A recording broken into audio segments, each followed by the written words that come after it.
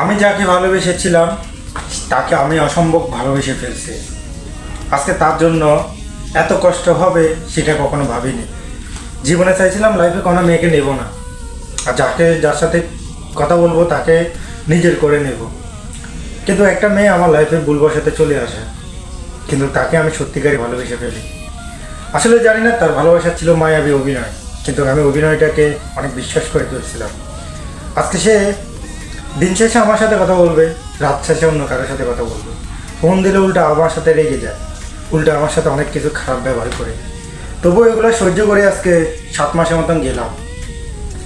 এখন মাত্র দেশে আসার অপেক্ষা।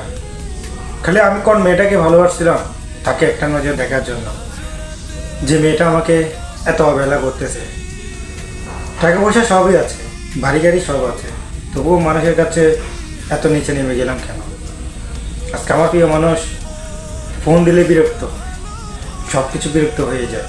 তো তাকে বিরক্ত করাও ছেড়ে দেব, মাত্র দেশে আসার অপেক্ষা। প্রিয় মানুষ।